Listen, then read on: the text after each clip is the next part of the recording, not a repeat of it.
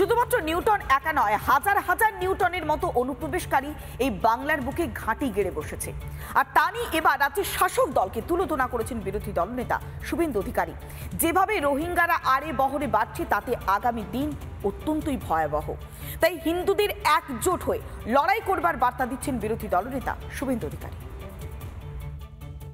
রোহিঙ্গা মুসলমান জমি দখল করছে, আপনাকে তাড়াচ্ছে, আপনি পালাচ্ছেন সোনারপুর বারুইপুরে, আপনি বসিরহাট টাকিতে পালাচ্ছেন। তাই সবাই ঐক্যবদ্ধ হন।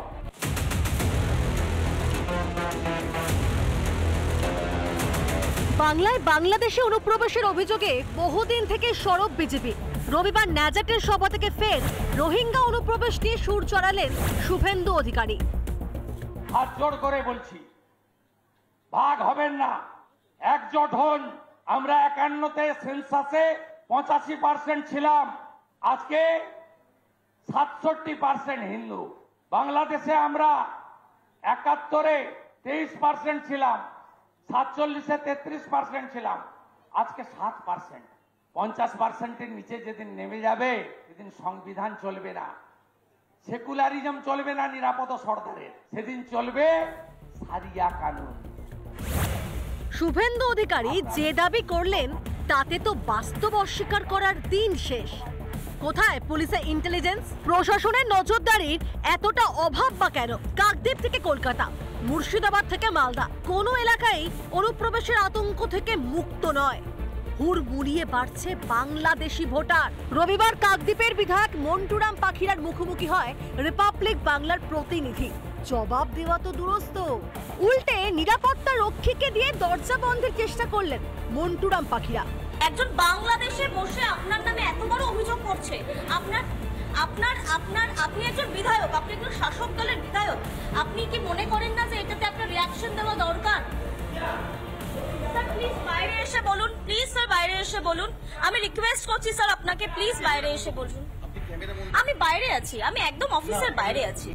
গত বছর 21শে জুলাইয়ের মঞ্চ থেকে বাংলাদেশে দুর্গতদের এপারে আশ্রয় দেওয়ার প্রতিশ্রুতি দিয়েছিলেন মুখ্যমন্ত্রী মমতা বন্দ্যোপাধ্যায়।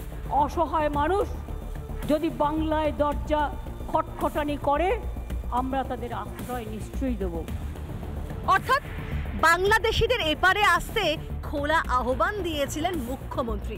ফলত এপারে অনুপ্রবেশের রহস্যটা অনুমান করা বোধহয় এতটাও শক্ত নয়। কিন্তু বাংলা তো আর ধর্মশালা নয়। 2027 সালে ভারতের জনগণনার সঙ্গে সঙ্গে জাতি গণনাও হতে চলেছে।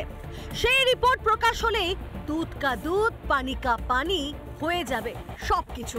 জনগণনার রিপোর্ট বিপদে ফেলতে পারে তৃণমূলের বহু রথী মহারথীকেই। বাংলা এখন অনুপ্রবেশকারীদের স্বর্গরাজ্য। বারবার চোখে আঙুল দিয়ে সত্যটা প্রমাণ করে দিলেও ভোট ব্যাংকের স্বার্থে নির্লিপ্ত রাজ্য। শাসকের নিজস্ব স্বার্থ পূরণ করতে গিয়ে কি নিজ ভূমে পরবাসী হতে হবে বাঙালি হিন্দুদের? রিপাবলিক বাংলা। নানা ধরনের কন্টেন্ট দেখার জন্য লাইক করুন, শেয়ার করুন আমাদের ফেসবুক পেজ, সাবস্ক্রাইব করুন আমাদের ইউটিউব চ্যানেল। পাশাপাশি অন্যান্য ব্রেকিং নিউজের জন্য অবশ্যই চোখ রাখুন রিপাবলিক বাংলায়।